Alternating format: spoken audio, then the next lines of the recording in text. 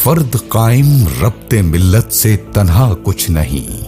इकबाल के इस मिसरे को दिफाई फिलोसफर क्लॉज़विट्ज़ की थ्योरी के तनाजुर में देखा जाए तो इसके मुताबिक किसी भी मुल्क की बका के लिए रियासत, आवाम और इसके मुहाफिज फौज में एक गहरा रब्त लाजिम है। इसी रब्त से रियासत कायम दायम रहती है, जबकि इस तवाजुन के बिगाड़ से माशरे में अफरा तफरी और तनाव पैदा होता है।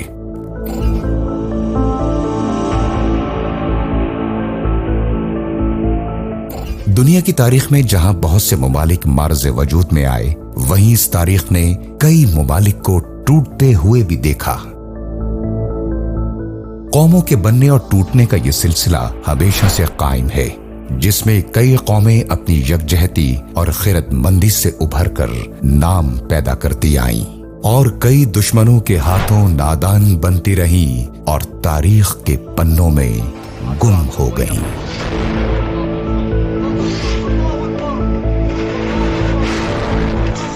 बिल्कुल ऐसे ही तारीख ने देखा कि पाकिस्तान भी बतौर रियासत ना ही महज मार्ज़े वजूद में आया, बल्कि अपनी यगानगत और बेदरीग कुर्बानियों से हमेशा दुनिया में अपना एक खास मकाम कायम रखा। मगर आज ये मुल्क खुदादाद आखिर ऐसी तोड़ फोड़ का शिकार क्यों होने लगा? इसके लिए तारीख का जायजा लेना बहुत जरूरी है। आखिर मुल्क तबाह क्यों होते हैं?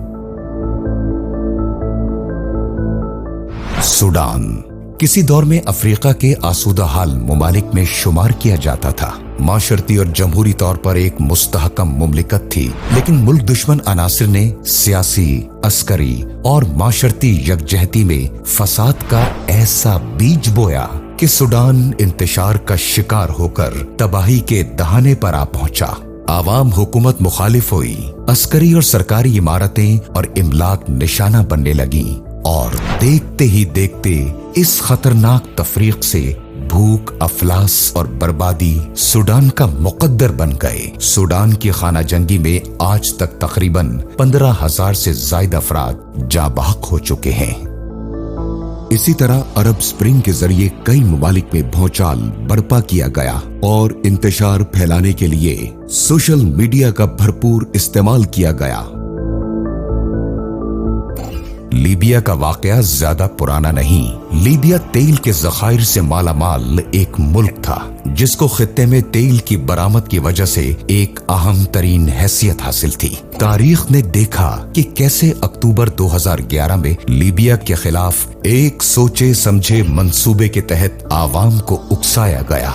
आवाम को यही महसूस करवाया गया कि इनके साथ जुल्म हो रहा है। एक मुहिम के तहत आवाम में जज्बात भड़काए गए कि वो हक पर हैं। वहाँ छोटे छोटे ग्रुपों ने हथियारों के जोर पर इलाके पर कब्जा कर लिया।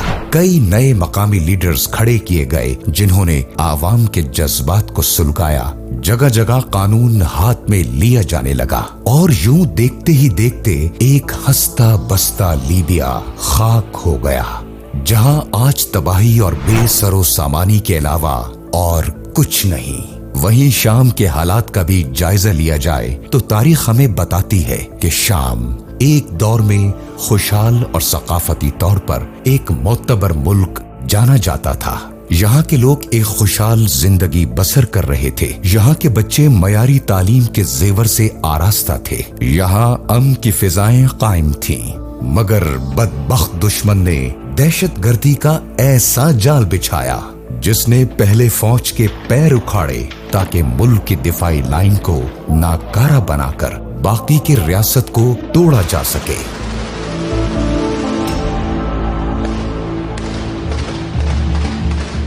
तारीख रियासतों की ऐसी बर्बादी से भरी पड़ी है, जहां बैरूनी और अंदरूनी ताकतों ने मिलकर नफरत का बीज बोया, इसके रब्त को खोखला किया, लिसानी और फिरका वाराना बुनियादों पर मुल्क में इंतशार को दावत दी और मुल्क दुश्मन कुव्वतें तबाह करने में कामयाब हुई।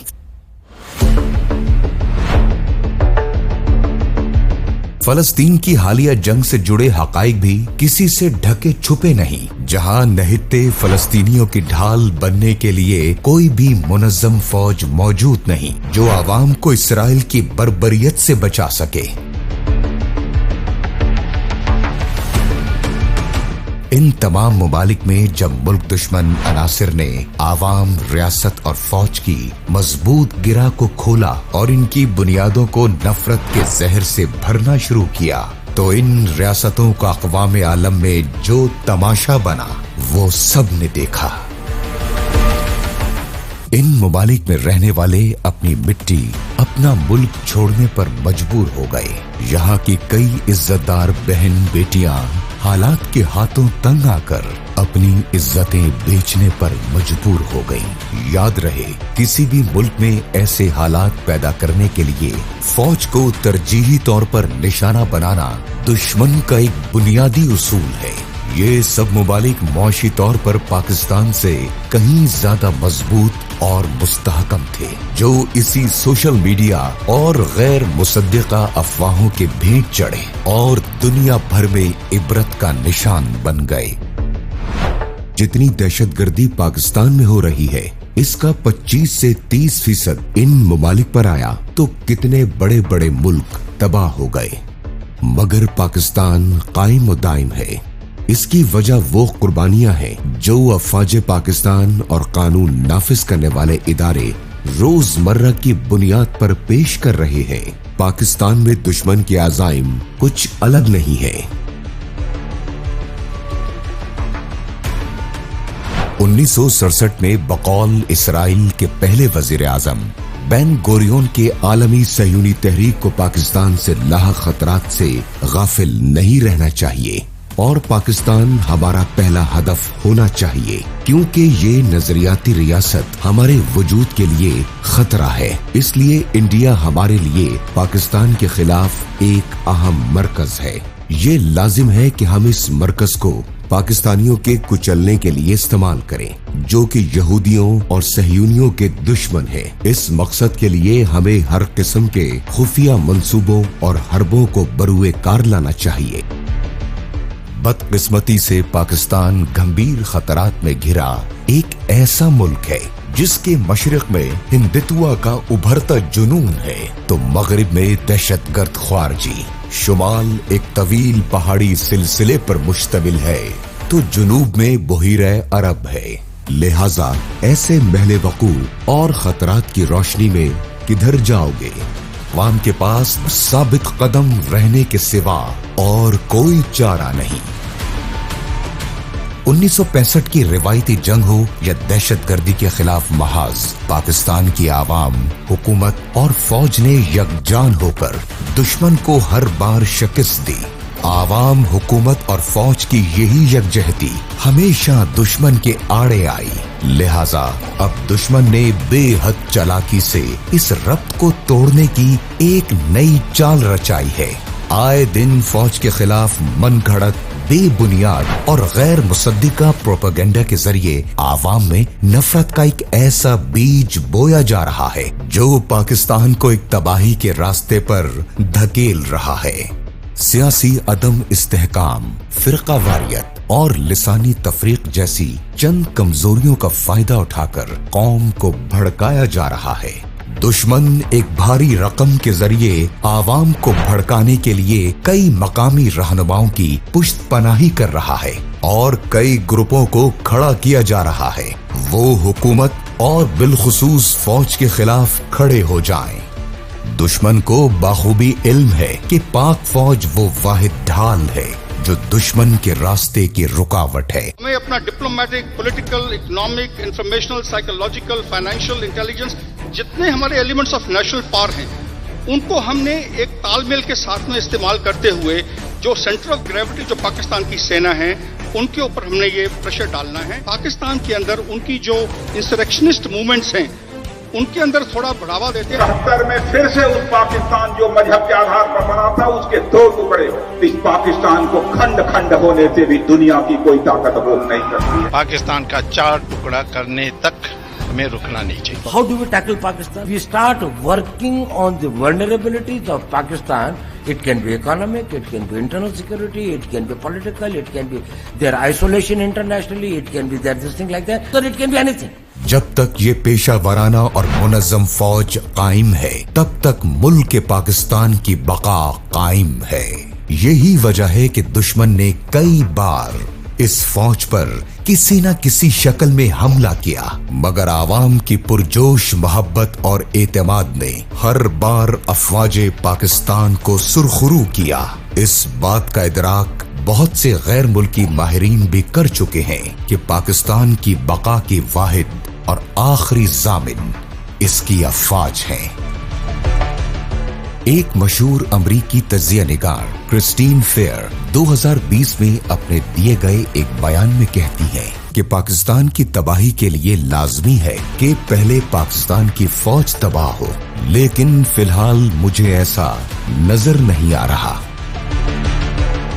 महज यही वजह है कि अब दुश्मन ने नए तर्ज पर पाक अफवाज के खिलाफ सर तोड़ कोशिशें शुरू की हैं और हर मुमकिन तरीके से इसे कमजोर करने की हिकमत अमली लेकर सामने आया है।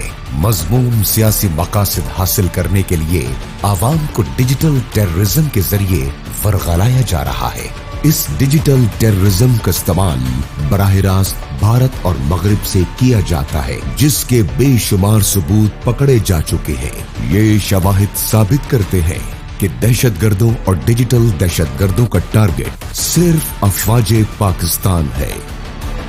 सोशल मीडिया पर बेहंगम और बेतुके प्रोपेगेंडे के जरिए आम आवाम के जहनों से खेला जा रहा है और अंदरूनी हालात बिगाड़ने के लिए चंद जत्थों को आवाम को बहकाने के काम पर लगाया गया है, ताकि मुल्क की वाहिद दिफाई ताकत को कमजोर करके अपने नापाक आज़ाइम को यकीनी बनाया जा सके। अपने सियासी नजरिए और वाबस्तगी को लम्हे भर के लिए एक तरफ रखकर 9 मई के वाकयात का जायजा लें तो साफ नजर आता है कि ये दुश्मन की रचाई गई बिलवास्ता या बिलावास्ता एक सोची समझी साजिश थी।